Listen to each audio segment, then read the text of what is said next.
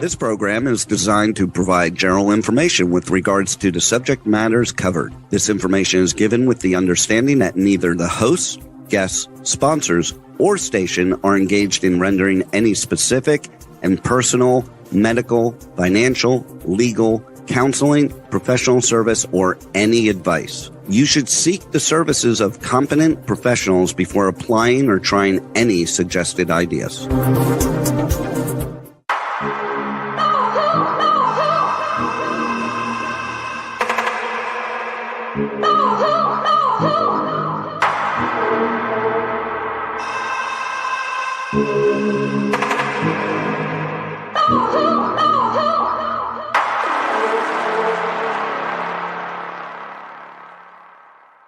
Good morning, truth seekers and true crime junkies. Welcome back to another episode of Hit the Road, Jack, Finding the Zodiac. I'd like to welcome to the show today Nolan Del Campo. Good morning, everybody. Good morning. And Lindsay McBrayer.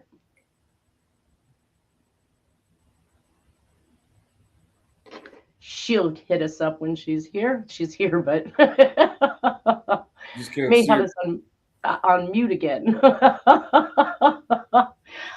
Well, I've got a lot to go through today, of course, so I am going to just hop right over to the presentation at this point, pick up where we left off last week, momentarily, that is, because we were discussing one of the fake suspects, and I'll be happy to blast through these fake suspects probably next week if I can make it through the information I want to share today, which Lindsay sent me down a rabbit hole again, which I thought was actually perfect timing, if you ask me. But last week we were discussing the Lawrence Klein connection to the Zodiac, and of course I find all kinds of reasons to exclude him, as well as Marvin Margolis, which is the newest and latest and greatest.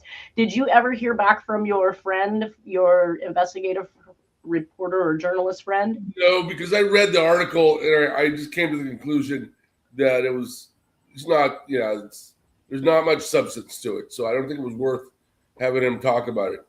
There's going to be even less substance to it by the time we make it through the actual whole get up that's going on here, because we're finding the same faces surrounding the false suspect push, which is Alex Babber, who is the person who put out the whole Margolis thing. At any rate, when we were discussing this last week, I was saying how you can't trust things on the internet because they have information all over the place. And one of them was this picture here that's labeled Lawrence Klein, the Zodiac. And I said, this guy doesn't look anything like it, like Lawrence Klein. How does he get labeled Lawrence Klein? So I did receive a couple YouTube comments that assisted with that. Cutie Pie HH3GG said Jack Terrence is the Zodiac. Thank you, Cutie Pie. Let's see. Cheryl Q5LI says minute 47 photo you were trying to name is Ross Sullivan. So I have properly placed his name up there over the top of his picture. He is not Lawrence Klein, as I suggested. And she says, on the discussion of drone technology, President Kennedy's brother Joe was killed in World War II piloting an early drone technology plane in a bombing mission in Europe in World War II that malfunctioned. He was piloting and was supposed to parachute out when close to the target. The plane was to be controlled by another plane following from a distance. So drones have been in use on some level since World War II. Again, thank you, Cheryl. So that takes us back to last week, where we were discussing the whole Project Mockingbird, where they created a crisis situation, the U.S. bombing themselves, blowing themselves up, taking out ships, all these things that they've done, media that they've put out, pictures that they've taken to instill that they're being attacked by Cubans, this entire program to make it appear as though to the United States Americans that we should have reason to go in and go to war with Cuba. And that kind of coincided with some of the earlier statements talk about where I had feedback. Yes. You're hearing that? Yeah, it's an echo. Well, I got an echo.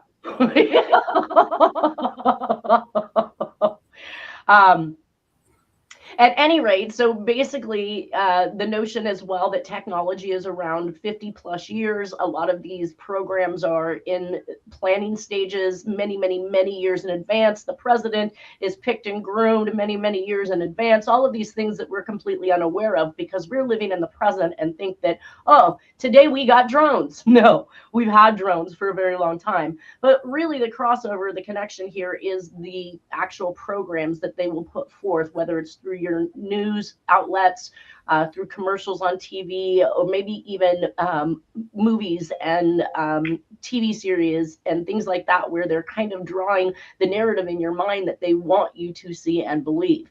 And so that's where I spun off because, again, like I said, I was going to try and cover these two false suspects. Hopefully we get to some of them today. But Lindsay had actually only you and Lynn's Mac. Oh, I don't know why it says that. Anyways, hopefully Lindsay comes back. So basically, I was given a video last week or maybe the week before. Lindsay wanted me to watch it before last week's podcast, and it's likely because she understood what it was that I was working on, which was the Project Mockingbird and the way that they will mislead, lie, and create crisis antagonistic situations in order to achieve their agendas, whether it's to go to war or to get us fighting here in the United States against each other. Lindsay, how did you come across or find the ugly truth about the ADL? Okay, can you hear me now? Yeah. I can.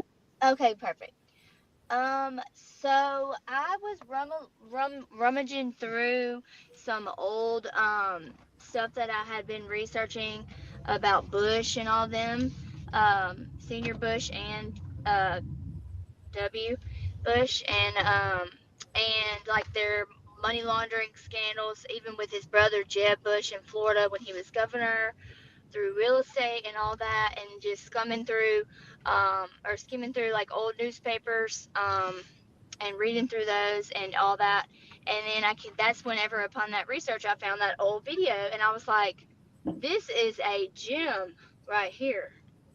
I mean, it was like the best explanation that I have found so far for me to understand completely A, B, C, D, E, F, G, exactly how it was done and how we got to where we were with those, I'm just going to say it, Jewish mobsters, because that's what they were. And Meyer Lansky, as we spoke about him before with John, connection to John Walsh, he came up again. I was like, wow. I was like, this is literally gold. So, and I see that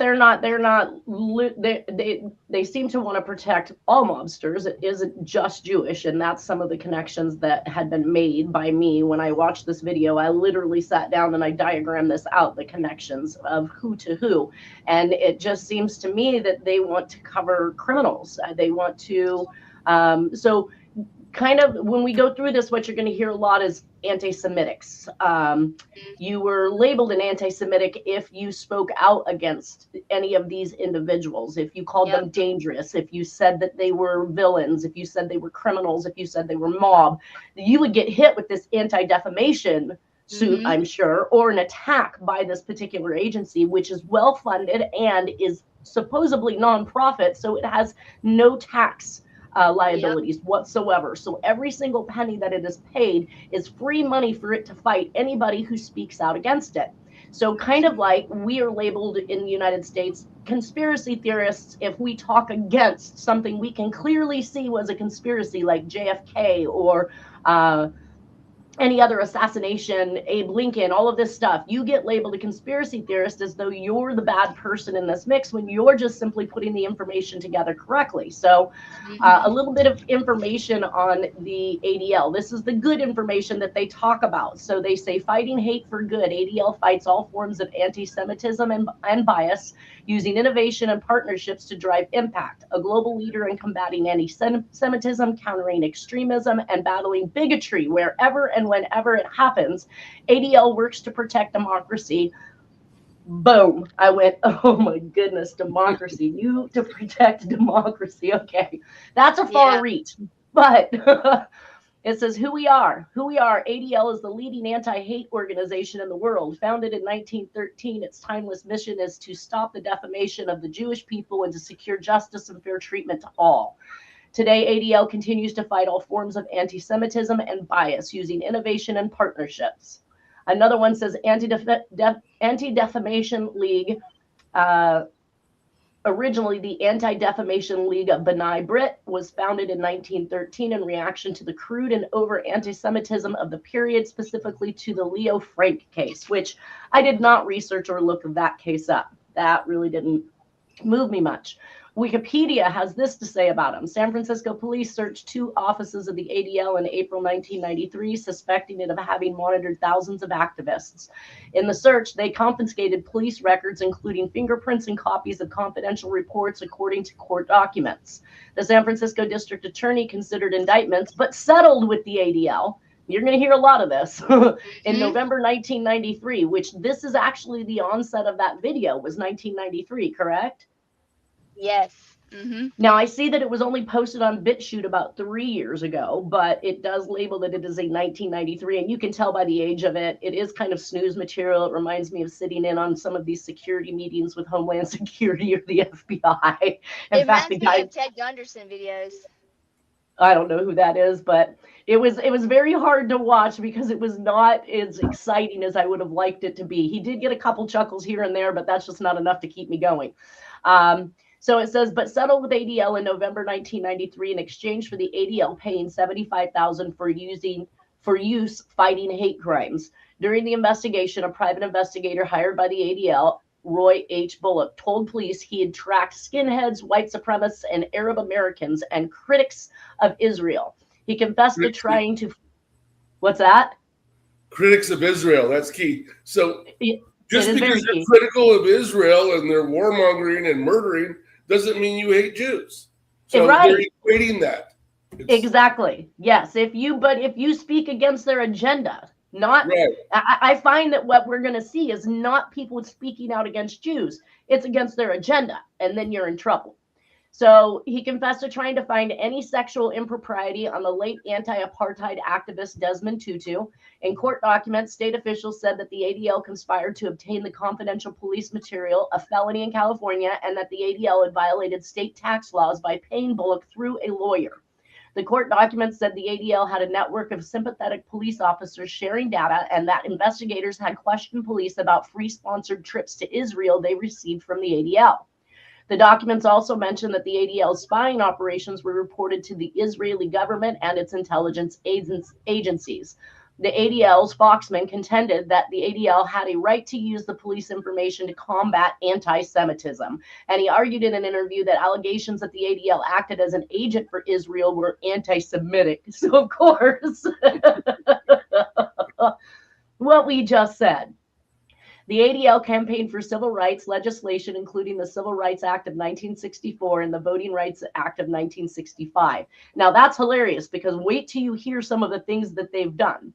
The ADL and the NAACP is surprising that they work together, considering one of their programs I'm going to tell you about. To discredit the far right in the United States, according to Matthew Dellek, the ADL was perhaps the most effective group in discrediting extremist right-wing elements in the United States. The ADL conducted a spy operation headed by Isidore Zak against the far right. After the 1967 Arab-Israel War, the ADL, with the support of the AIPAC founder Isaiah Kennan, sought to portray certain anti-Israel actions as anti-Semitic, especially with regards to international calls for Israel to end its occupation of the West Bank, according to historian Ilan Pape. From the early 1970s, the ADL sought to popularize a discourse of new anti-Semitism, identifying anti-Zionism with anti-Semitism. Mm-hmm. So if you don't like the Zionists, you're now anti-Semitic as well? Yep. Gotcha. Well, one of the people... Or you're an anti-Semitist Zionist, like as in one. As in one, right. They're looking to, yeah. So one of the things that I noticed is that during the 1920s and 1930s, one of the most, I would say, atrocious racial individuals, Albert Pike, was glorified in our history books. And this is something that the video rang home to me, is that our history is not teaching us the right things. Yeah. And of course, this individual is absolutely disgusting when I tell you about what he was involved with. And for anybody to glorify him, and in fact, they put a statue of him up in DC in front of the Labor Department, which became a matter of huge importance during 1992 and 1993 when they when people lobbied to get it taken down. It says from the late 1940s until the late 1970s, the ADL was led by a tandem of Benjamin Epstein and Arnold Forster, who together began aggressively prosecuting a civil rights agenda for the League. Now, I saw Epstein and I went, I don't know if I could ever track this person back to know whether or not he's related to Epstein, but you're going to see how this whole thing circles back around to Epstein in the end. So I thought it was interesting to bring that up. Now, a new article on January 31st of 2024, well, not too new, a year old, says the Anti-Defamation League, Israelis' attack dog in the U.S. Posing as a civil rights group, the ADL has long operated as an intelligence organization targeting Israel's critics. So why does the media still treat it as a credible source? And this is being written by James Bamford. I guess I didn't capture who he wrote it for. It was obviously a link on the internet that I went through to look at it. But let's see how fast we can make it through these connections. And this is the history of the ADL. Now, of course, the ADL was originally B'nai B'rith. So Freemasons of London under British rule, the War of 1861, aka the Great Slave Owners Revolt, backed Andrew Johnson's 1830s, who was a traitor to the U.S. and tried to destroy the economy by opposing the Bank of the U.S. that would lead us to independence. Why would our own president do this to us? I don't know. That makes absolutely no sense. What's that? I think he got impeached. Probably did. I mean, but he still got in, right? Well, he was elected, yes. Well, and he's glorified as some prominent figure in the history books in these schools for these children. Right. So even though what they're being taught is completely the opposite of what history held for that person. So B'nai B'rith is Canadian and Freemasons. So let's start there. Now I'm starting to understand how people keep saying the Freemasons are involved in everything by looking at these things. So we have President B'nai B'rith, Simon Wolf, who is spying for the South in D.C. against Lincoln. Now, this is obviously coming out of Canada, but when you start to see the Canada connection to some of the prohibition and yeah, like, girl, you had me all go. I couldn't help myself. So I have shown up here that John Wilkes Booth, who was implicated in Lincoln's assassination, is friends with this DC lawyer and president of the B'nai B'rith, which is the Canadian Freemasons. We have the Scottish Rites Freemasons, who Judah Benjamin is a member of the Scottish Rites, and Albert Pike is a member of the Scottish Rites. Judah Benjamin was the Attorney General for the Confederacy and Secretary of War and State for the United States. What the heck? Like, his whole entire agenda seemed to be to please the Brits. Oh, yeah. And it blew my mind reading on some of this stuff. So just to give you some of Judah Benjamin's background, he was charged with sedition and racism. He fled to England after the war. And he stated at one point in time he was appalled that radicalism seeks to elevate the populace into the governing class. So that was his goal, was to prevent the populace from coming into the governing class. Now we ask ourselves why we're only given these politicians, why we people from families that have been bad to our country over and over again, because we were never meant to end up in the governing class. Yep. Now, the Judah Benjamin was sponsored by the Knights of the Golden Circle, which I believe John Wilkes Booth, yes, was a member of, and was responsible the Knights Templar. And that's who the Knights of the Golden Circle are? Yep, that's another word. And that actually links to Erica Kirk, just for a side note. I know. I did see a little bit about that. Now, that connection to Albert Pike, so Judah Benjamin had a connection to Albert Pike. Albert Pike had a connection to Scottish Rites. And he was basically coined with stopping the South from being rebuilt after the war. And he even enlisted Indians to scalp civilians. Why in the world would you enlist anybody to demise the civilians of the United States when you are supposed to be supporting them? That actually leaches into Albert Pike is also the founder of the Knights of the KKK, linked to the organized crime of Lansky, Siegel, drugs and money laundering, Robert Vesco, and illegal financial operations with Michael Milken. And we're going to get into all of those. And you remember Robert Vesco? Remember we discussed him too.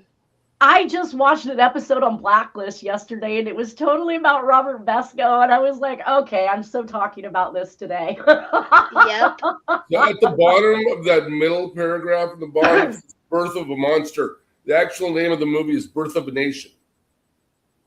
And the KKK is the hero. I heard him say that, but the newspaper article said Birth of a Monster, so I thought the man had misquoted it. I will go back and change that, because I heard the man on the video say Birth of a Nation, but the newspaper article actually said Birth of a Monster. Yeah, the title of the film is Birth of a Nation. Okay, so there is a connection between Albert Pike and the Anti-Defamation League of B'nai B'rith. Of course, we see that connection. He backs the Confederacy. He protected his state from being taken. He protected his statue. Oh, I'm sorry. The ADL was one of two organizations that protected the taking down of his statue outside of D.C. Hollywood director D.W. Griffith glorifies the KKK and Pike in a movie called Birth of a Nation. And it was literally named Klansman or something like that to begin with. And then they changed it to Birth of a Nation. Either way, they're glorifying these individuals. I think it was actually clandestine is the word. It was Klansman. It was Klansman on the video. And then, like I said, he said Birth of a Nation is what the name was changed to from Klansman. But I read on the actual newspaper article that was flashing when he was speaking about it that said Birth of a Monster. And maybe that was the news stating, making a funny play on the Birth of a Nation. Either way, we've got Hollywood. Go ahead. It was just a little play on words, basically. Oh, yeah. Mm-hmm. So basically, we have Hollywood glorifying them, we have history books glorifying them, and we have the ADL protecting them. So that brings us to 1908. There's a New York City police commissioner, Theodore Bingham, who investigates citizen complaints. Now, these are immigrants from different countries that are feeling the pressure of the mob, who is taking money from them, that is, committing crimes, stealing, breaking things, doing all this stuff, and they're complaining to the police commissioner of New York City. He investigates these complaints, but before he can report on it, he's ousted by B'nai B'rith publicity committee that he was attacking Jews.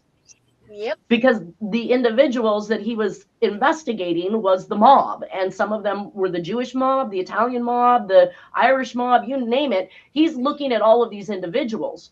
Now, the result of him being ousted by B'nai B'rith publicity committee is that racketeers now take over the ghettos in New York City, requiring payment for protection from local and small business owners.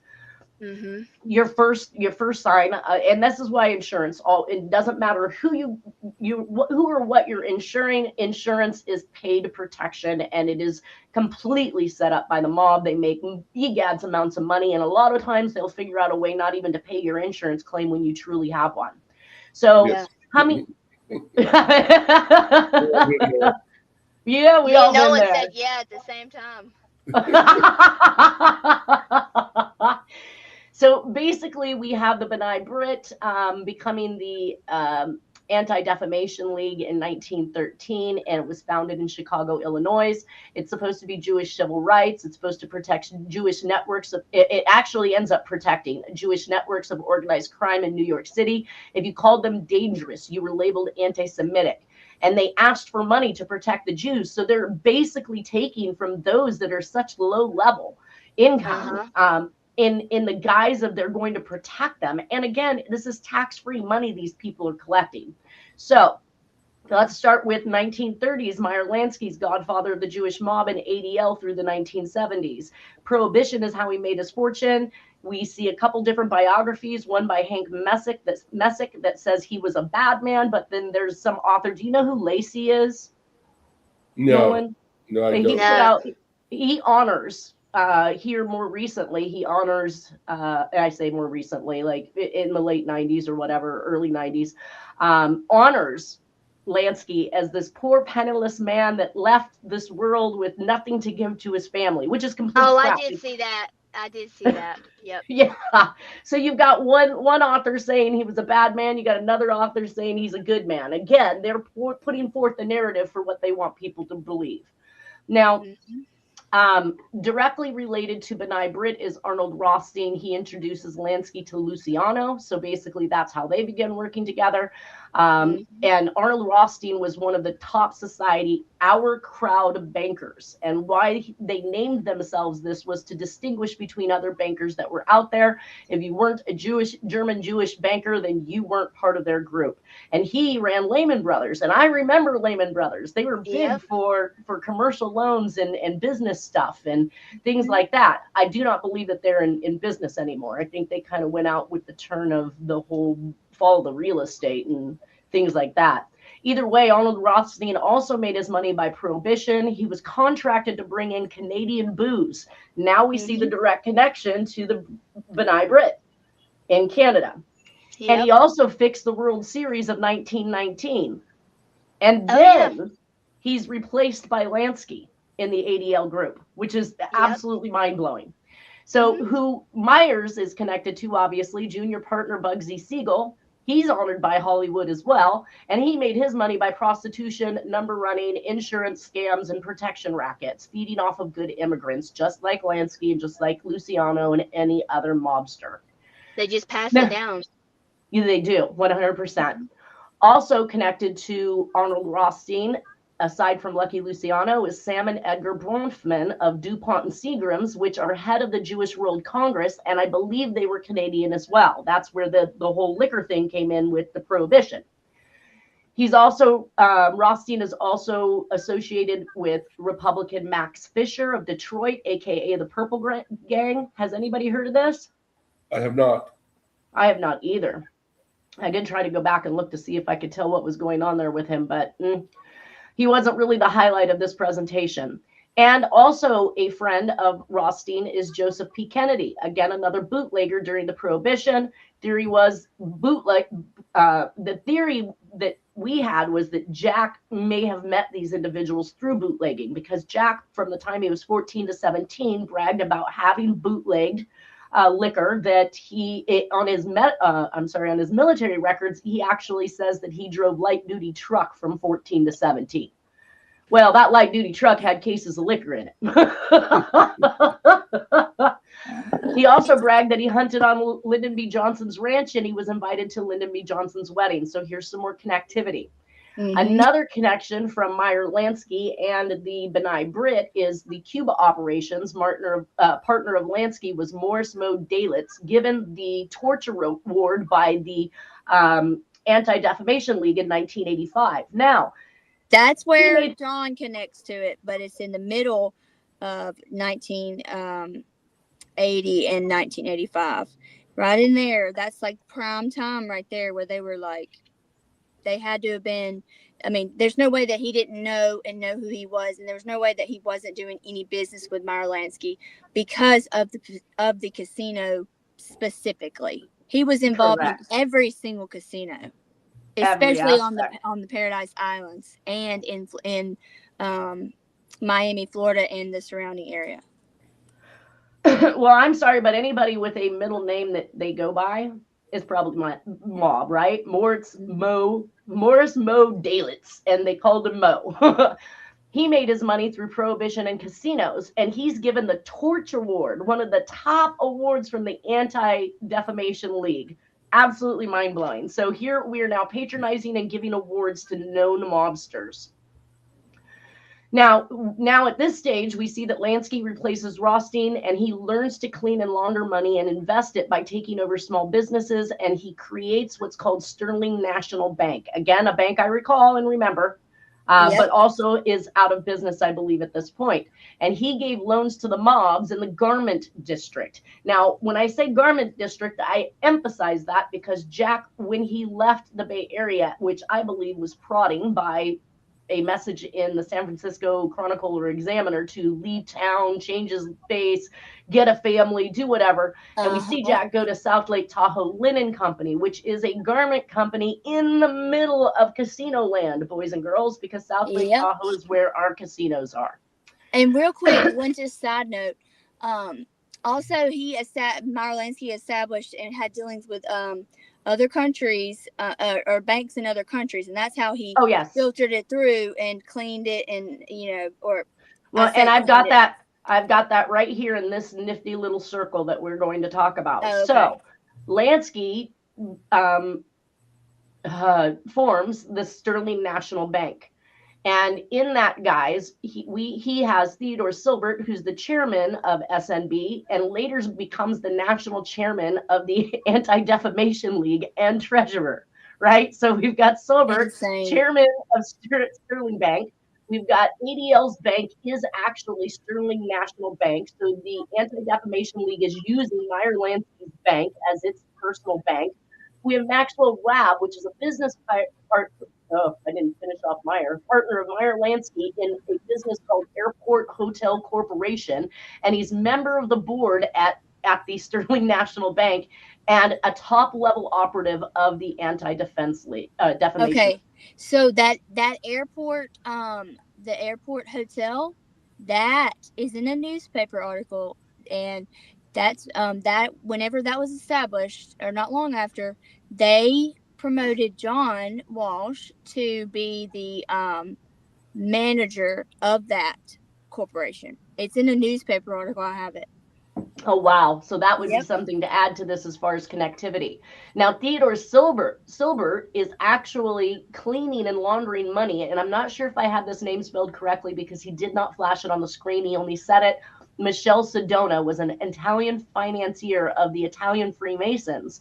And in 1982 is charged with constructive trust to defraud, fraud, and breach of fiduciary duty for laundering money through SNB, Sterling Bank, Lansky's bank, and Franklin National Bank. Yep, there's the Franklin case. Yep, they were drug pushers, left, right-wing terrorists, and money laundering. And the circle went as this. Sedona gave the money to Sterling National Bank. Sterling National Bank washed it through Franklin National Bank, and then it went right back to Michele Sedona.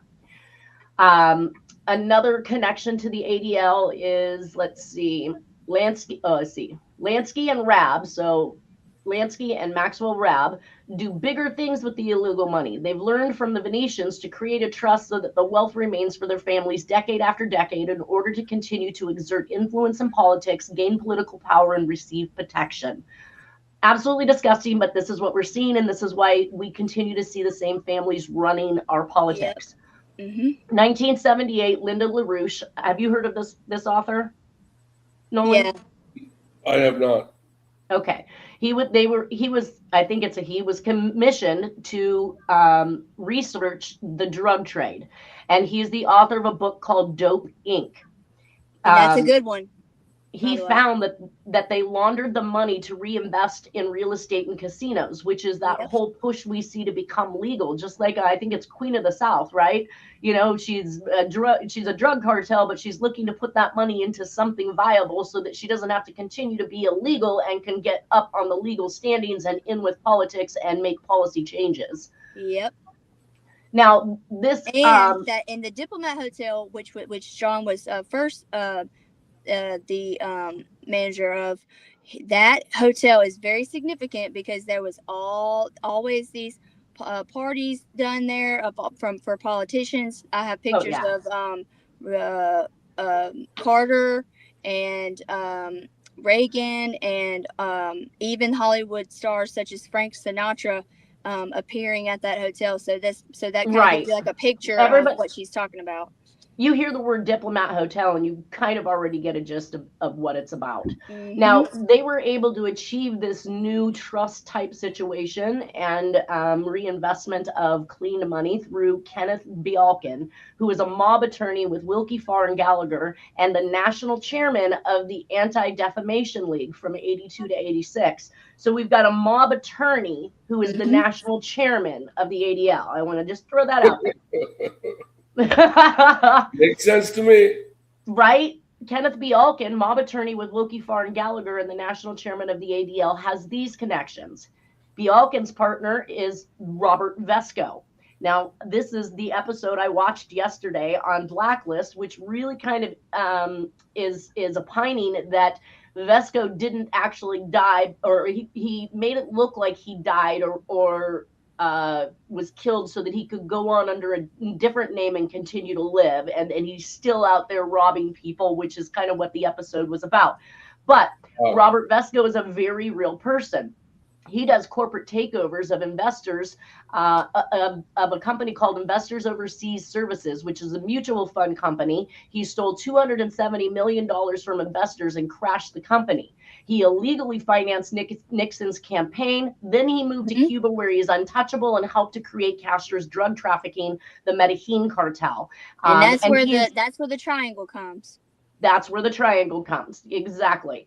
So when we get into that, Kenneth Bialkin is also, let's see, in 1980, ordered by a federal judge to pay back to the investors $24.5 million from Bialkin's firm and $35.6 million from the Bank of New York. So these two individuals profited in some way from the stealing of this $270 million. Mm-hmm. Also associated with Wilkie Farr and Gallagher is the partner Willard Zuckert, who used stolen money from the IOS, which is the Investors Overseas Services, for seed money to set up the Medellin drug cartel ran by Castro. That's an associate of the law firm of Bialkin.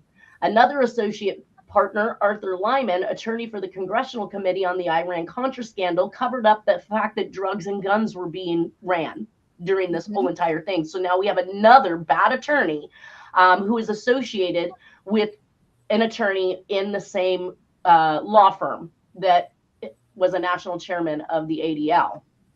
And there's another attorney that's very prominent that's coming up too.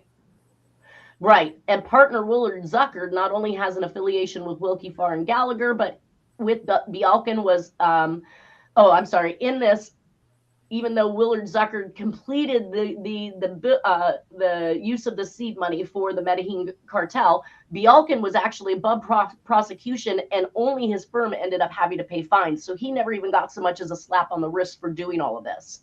Yep. In 1988, Bialkin leaves Wilkie Farr Gallagher and goes to Skadden Arps. I don't know if I have that spelled correctly either, because, again, I did not see the name. I heard him say it. So it's a new law firm that he's at. Now we have the crossover between the associate partner, Arthur Lyman, actually is friends with Michael Milken. He's an anti-defense league protection represented by Lyman. He's protected. Michael Milton, and we'll talk about his protection. But by Lyman, Michael Milton created junk bonds to do corporate takeovers. This is highly illegal. And of course, he plea bargains out and only gets 2 years. He made a fortune too. What's that? He made a fortune too. A complete fortune, a disgusting fortune. And Michael then Milken got out of prison. He became a professor at UCLA. Is how they make money off the bonds that you pay for to get bail. Well, Michael Milken is also responsible for helping Lansky and Sterling National Bank get taken into the boardrooms of Wall Street. So Milken has a direct connection to Lansky. Milken is also associated to somebody named Rickless, who takes over insurance companies, and Carl Lindner, who is the United Fruit Company, and the DEA has been investigating them for moving cocaine from Latin America for who knows how long. And that's where Jeb Bush comes soon. Exactly. So you'll see this connection from Carl Lindner to Max Fisher, the Detroit Purple Gang. He is friends with Henry Kissinger, who talks Ronald Reagan into bringing Bush in as a vice president in 1980. So this nifty little circle there. Now, Michael Milken, for all of his nefarious deeds and all the money he made off the backs of other people, stealing from other people, is protected by Alan Dershowitz. Mob lawyer claims an attack on Milken is a cabal of anti-Semites. And the Anti-Defamation League claims anti-Semites still exist. So Alan Dershowitz climbs on there's anti-Semitics out there, and then ADL climbs on and says, see, it still exists. Give us more money because we can't protect you unless you give us more money. Yep. Now, here's some of the disgusting things that they've done. I promised you guys. Let's see. Where did I have that? Okay, so Oliver North and Richard Secord of Lake Resources are represented by Bialkin. So here we've got 2 more bad guys that are represented by this attorney in the Iran-Contra affair and are protected by Carl Gershman of the fact-finding committee of the ADL and National Endowment for Democracy. A couple of the programs. Number 1, 2 of 1979, and I don't know if I have his name spelled correctly, but Mordecai Levy, member of the ADL and terrorist Jewish Defense League, using an alias of James Gutman, applies for a permit. So we've got this guy who's part of ADL, who is applying for a permit under an alias to lead Nazis through downtown Philadelphia to show Jews that anti-Semitic still exist, and there's a need to raise more money for the ADL, who has that tax-exempt status, in order to protect them. Another program in Trenton, New Jersey. Staged events. Yep. So this plays right back into last week's podcast where we talked about Project Mockingbird and the staged events of Cuba to get us into war with them so that we can basically take more of their precious resources, I'm sure. One of these that caught me off guard was Trenton, New Jersey, because we see one of the letters, I believe, is possibly written by the Zodiac that talks about Trenton, New Jersey. And we know that the John Walsh stuff talked about New Jersey. So there's this ringing true of this. In Trenton, New Jersey, James Rosenberg, again, alias Jimmy Mitchell, so he's using a completely different name, and is on the payroll of the fact-finding committee of the Anti-Defamation League, talks KKK members into blowing up a building of the NAACP. Yep. Now, how are they now working together? You guys saw the link that I had there from today's internet that says the NAACP and the ADL are working together. I think because they made up all this stuff about the whole racist thing. They made the whole. Well, that's the next. Yeah, that's this next program. So in 1960s, the Freedom Riders, which are the KKK, 3 members show up to the Mississippi summer demonstration and are killed. Alton Wayne Roberts, one of the killers of these 3 KKKs, is then put on the Anti-Defamation League's payroll for $69,000 and talks the KKK members into trying to blow up an ADL board leader's home in Mississippi. But this was foiled by the FBI because they knew about the plan and had showed up to stop it, I guess. The ADL's media on this particular situation is blaming the KKK for this, even though they created the entire scenario. And then another need for Jewish citizens to pay them more money to protect them. And then we talked about Linda LaRouche, right? The author who had busted apart what they were doing with these funds from the illegal drug trade. This person is then labeled as an anti-Semite and falsely accused of a murder that they didn't commit by the Anti-Defamation League. So if you speak out against them, you're going to receive some type of repercussion, which brings us full circle to Alan Dershowitz, who was a lawyer for Jeffrey Epstein. Yep. I can't make this stuff up, but Dershowitz is one of the most prominent attorneys in the country, where he was. He's getting old now. Well, that's because he was made. He's a made man. Yeah. Yeah. So, honestly speaking, when I went through all of this, these are very much false flag operations in order to achieve their agenda. They will use media. They will use people. They will hurt and kill people. They do not care what it is that they have to do. So when I go back... One quick point, too, is also they perpetuate myths and lies. And if they say it over and over again, then people start to believe it. Like with Bush talking about weapons of mass destruction in Iraq is a pretense for invading Iraq. Yep. Exactly. Yes, if they put it out there, then we will answer. Just like her said, get me the pictures, I'll get you your war. Whatever, it's disgusting. Anyways, we did actually make it back to Lawrence K. And again, everything that I'm seeing, so this is from 1941 when he is 17 years old. We can see the rudimentary handwriting that he actually has. It's not very mature. And he has since an early age either written in cursive or all capital letters.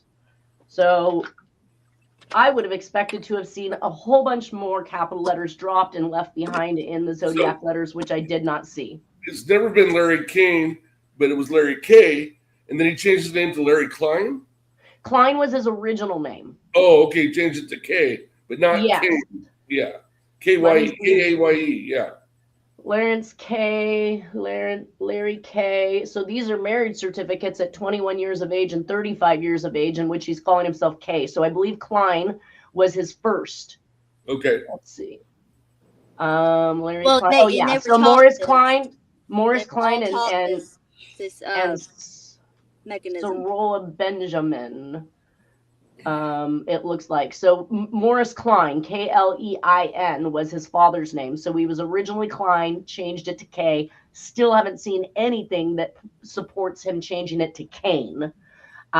Looking at more of his handwriting, which of course here is 18 years of age, we can still see that it's all very rudimentary, not well spaced, doesn't run the line cleanly. It's kind of up and down and all over the place.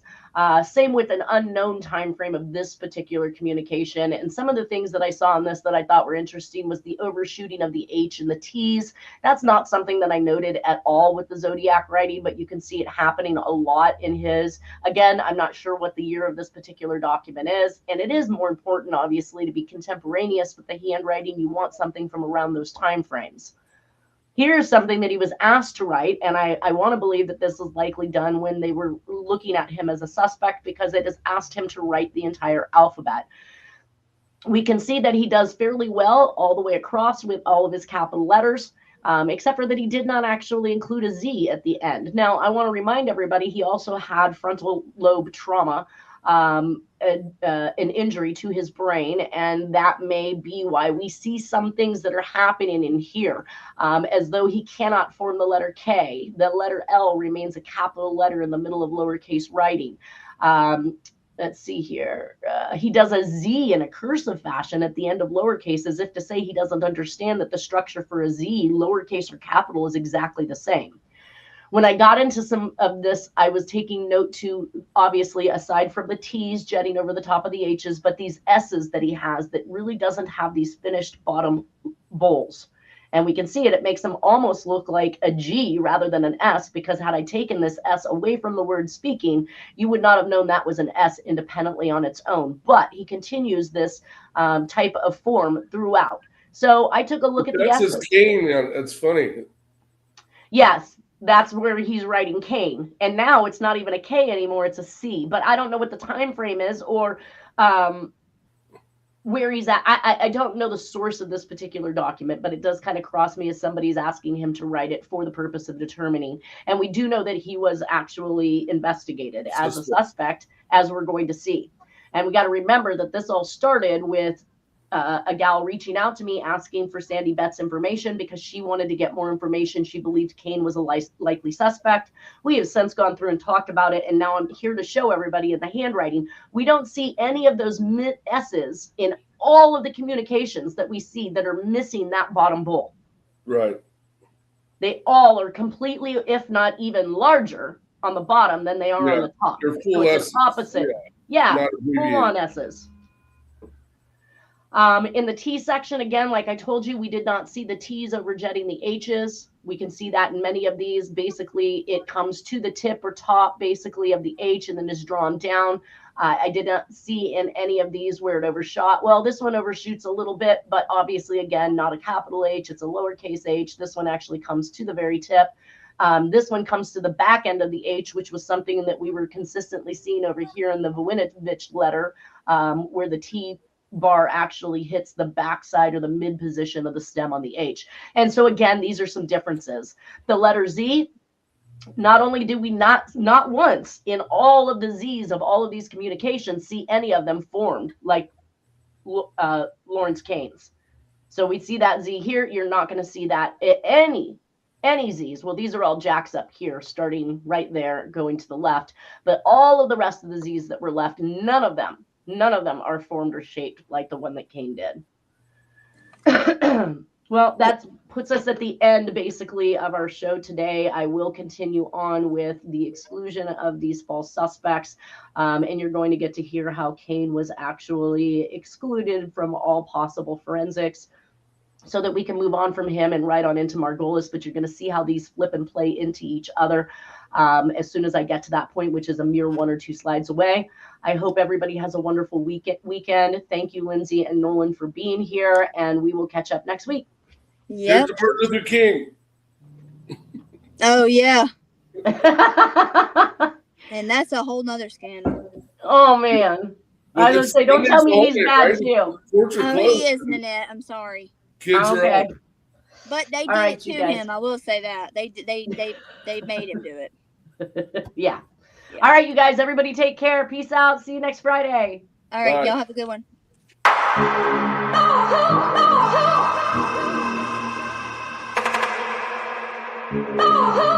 Oh,